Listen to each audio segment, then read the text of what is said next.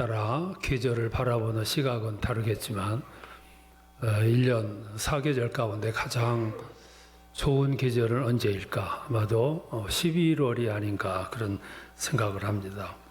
모든 자연들이 창조의 질서를 충실히 따르고 그리고 유감없이 자기 자신의 모습을 드러내는 그런 시간이 12월이기 때문에 그렇습니다. 엊그제 시골에 다녀오면서 지난 여름에 너무 무더웠기 때문에 식물들이 이렇게 자라다가 다 말라 죽었다고 그래요.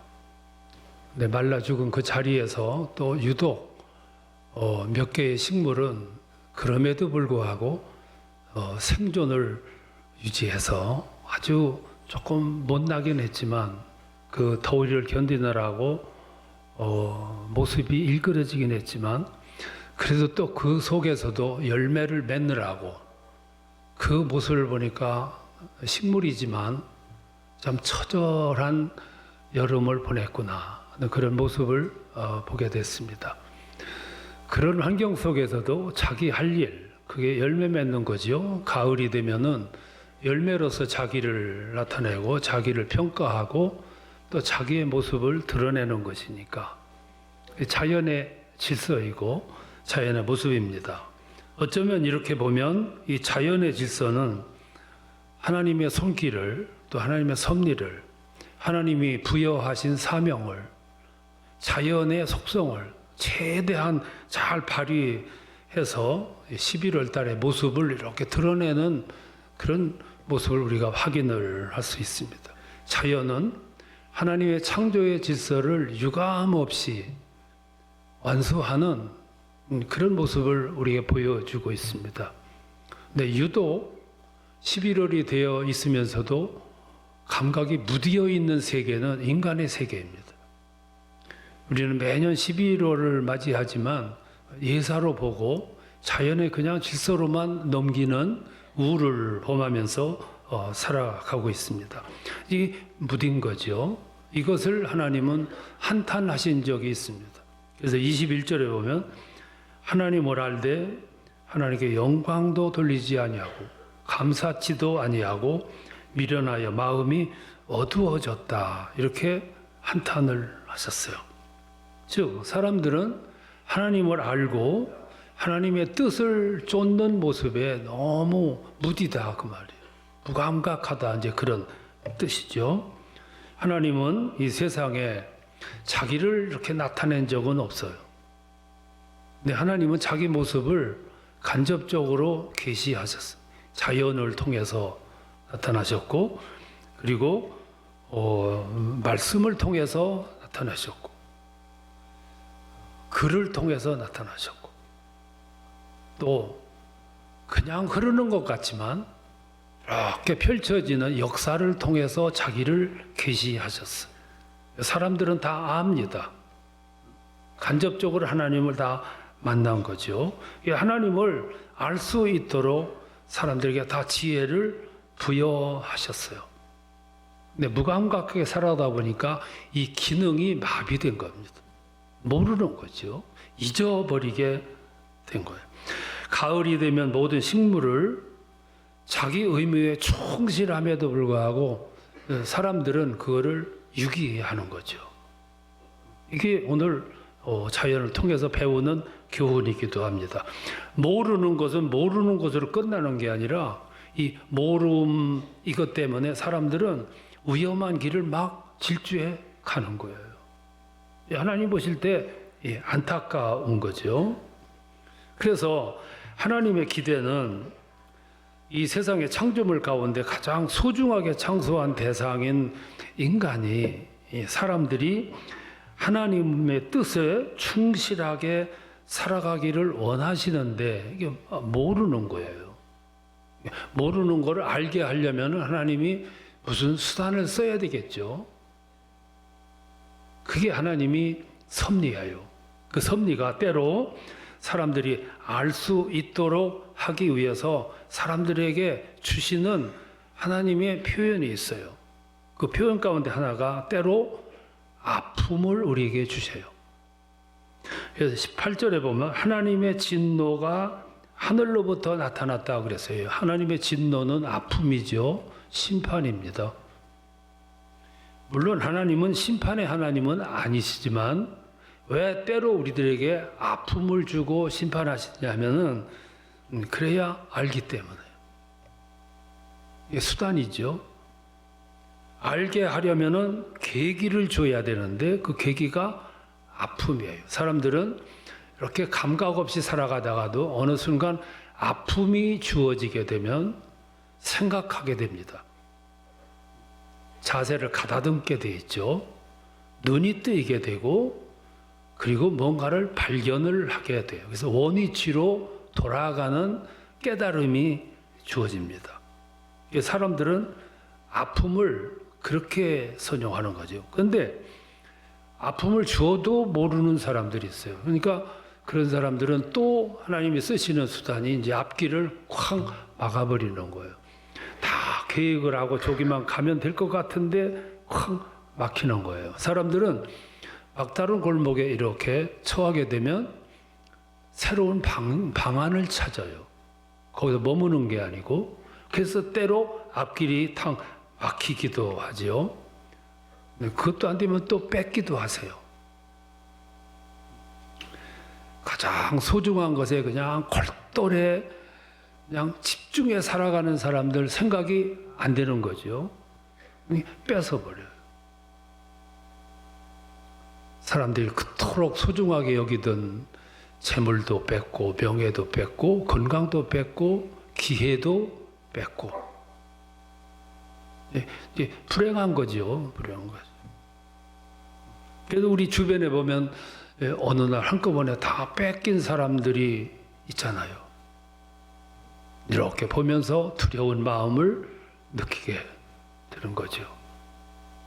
그런데 그래도 무감각하면 마지막 쓰시는 카드가 뭐냐면 죽음의 위협에 빠뜨리는 거지.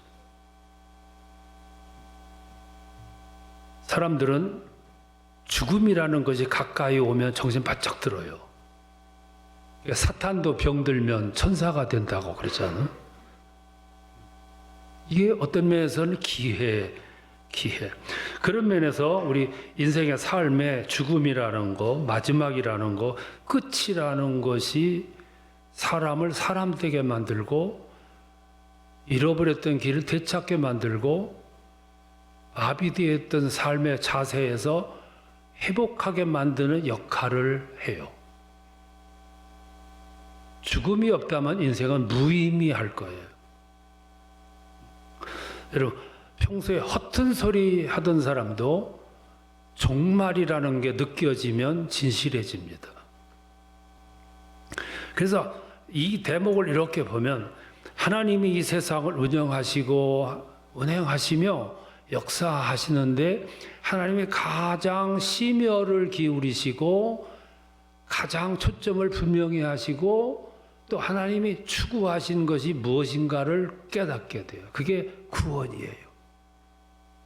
하나님의 모든 역사 섭리는 초점이 구원에 맞춰져 있어. 하나님이 죽음을 동원하는 일도 그걸 통해서 깨닫게 하고 알게 하고 보이게 하고 발견하게 하기 위해서. 하나님의 최대의 관심은 잃어버린 자들이 되찾게 되는, 회복하게 되는, 원위치하게 되는 이것이 하나님의 관심사예요. 여러분, 기독교의 최고의 초점, 가치는 구원에 있습니다. 성경의 모든 초점도 마찬가지. 모든 말씀의 결론은 구원이에요. 구원을 이루기 위한 과정을 설명을 많이 한 거죠. 그런데 그 구원은 스스로 쟁취하고 어떤 조건으로 만들어지고 수양으로 헌신으로 만들어지는 것은 아니에요. 불교는 고행을 미덕으로 여겨요. 그래서 고행을 합니다. 그게 그 길이 자기가 부처가 되는 길이에요.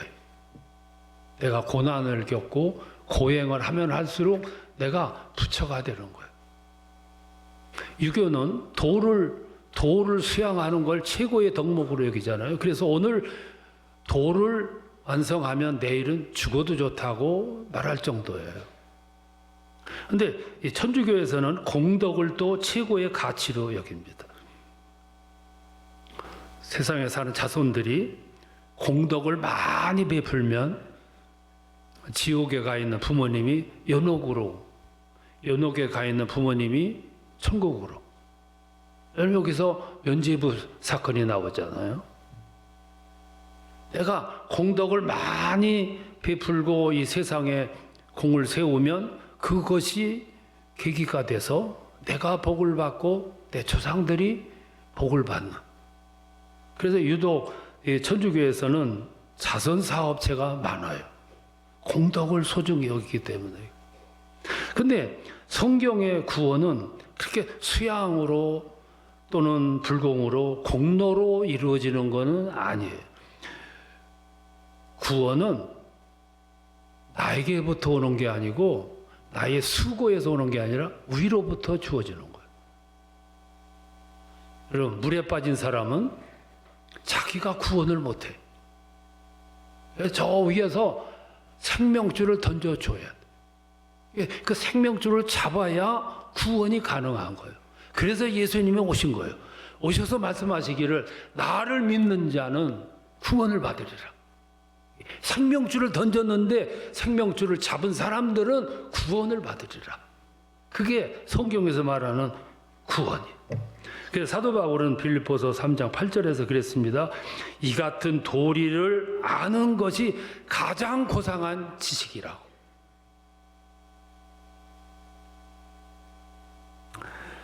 하나님은 이 세상을 완벽하게 창조하셨어요. 또 우리를 창조하실 때도 인간도 완벽하게 창조하셨어요. 그런데 그 완벽한 세상을 망가뜨린 사람이 사람이에요. 인간들이 다 망가뜨렸어. 그리고 하나님은 지금 뭐 하시냐면은 인간들이 망가뜨린 세상을 지금 수선하고 계신 거예요. 회복시키느라고. 그 수선하고 회복하시는 역사가 구원이에요. 구원은 뭐냐면 다 망가진 인생이, 이탈한 인생이, 타락한 인생을 회복시켜서 수선해가지고 온전하게 하나님과의 관계를 회복시키는 것을 구원이라고 그래요.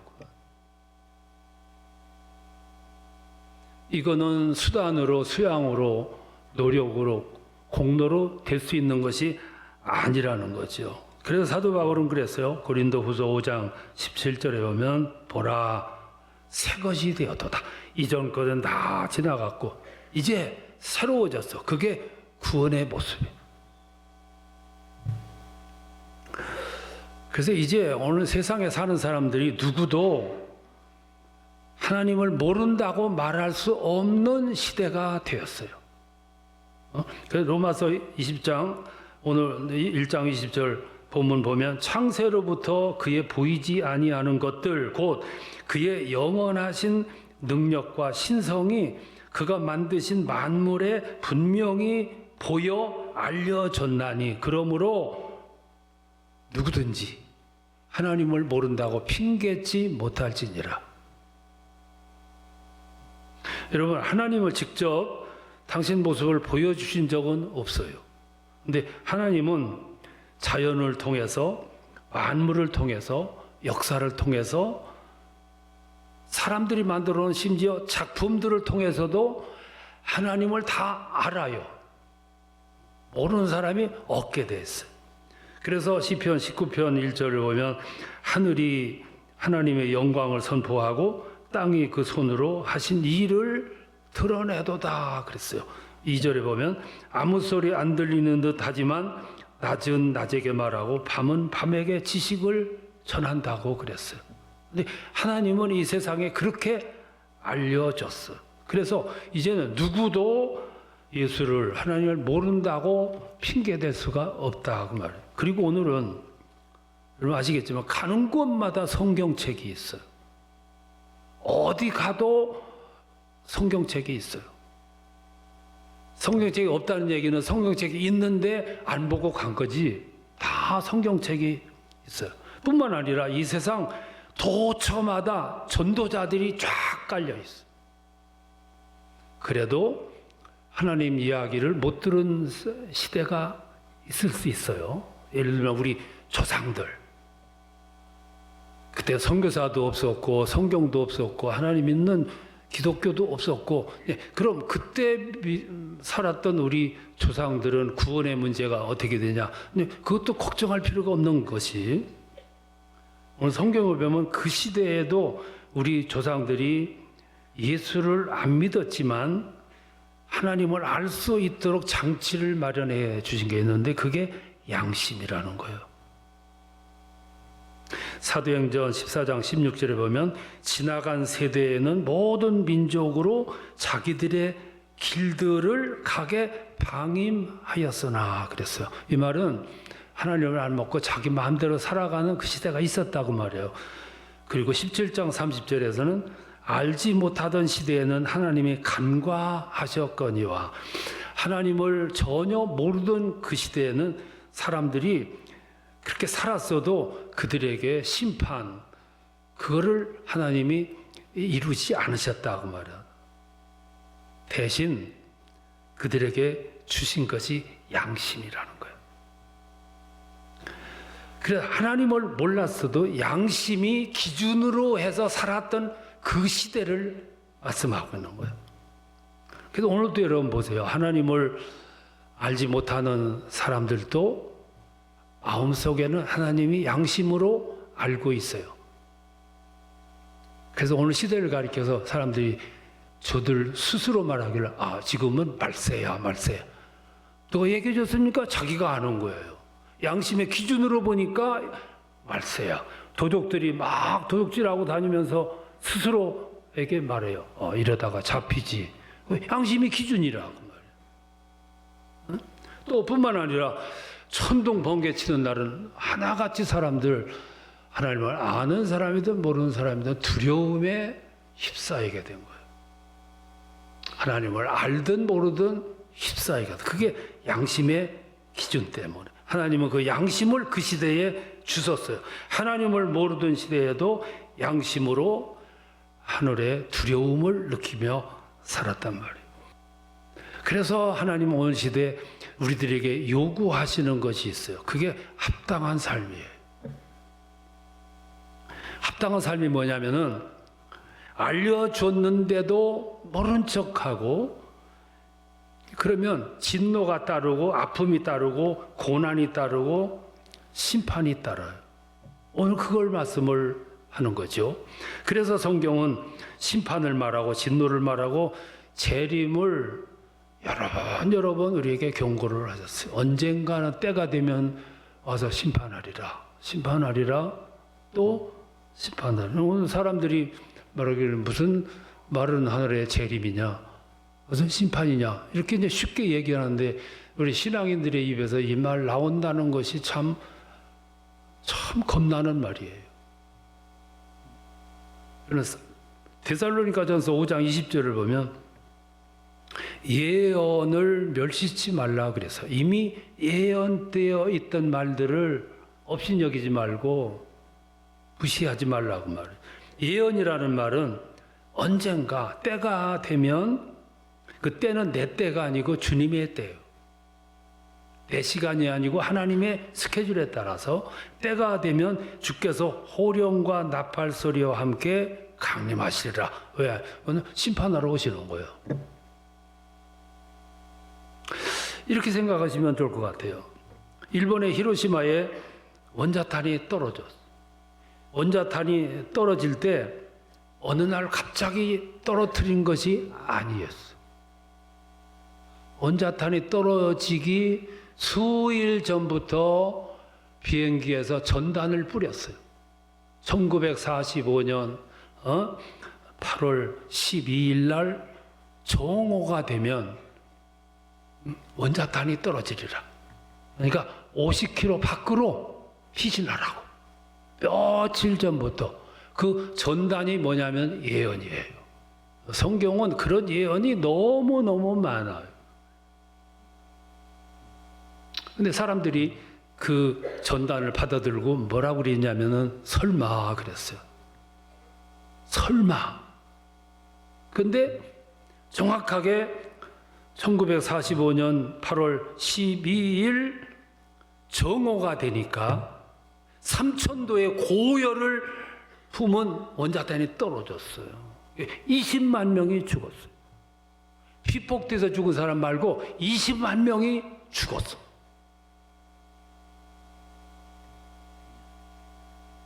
우리들이 한 가지 알아야 될 것은 하나님은 무엇이든지 강제하지 않아요. 차라리 강제했으면 좋겠어. 50km 안에 있는 사람들 강제적으로 해산시켰더라면 좋았겠는데 하나님은 그런 방법을 안 쓰셔요. 경고할 뿐이에요. 경고. 예를 들면 탕자가 집을 나가서 방탕을 해. 탕자의 방탕은 아버지 망신 다 시킨 거예요. 돌아다니면서 점잖은 아버지, 사람들로부터 존경받는 아버지가 망신을 당하고 있어요. 그때 아버지는 건장한 모습 둘만 보내가지고 끄집어 오라. 붙잡아다가 뒷방에다 넣고 가뒀더라면 더 이상 아버지는 창피를 안 당해. 근데 아버지는 그런 방법을 안 쓰셔. 그러면은 이 탕자가 회개하질 않아. 아버지의 방법은 내가 더 수모를 당할지라도, 사람들로부터 봉변을 더 망신을 당할지라도 회개하기를 기다리는 거예요. 이게 기다리시면. 하나님이 쓰시는 방법이 이 방법.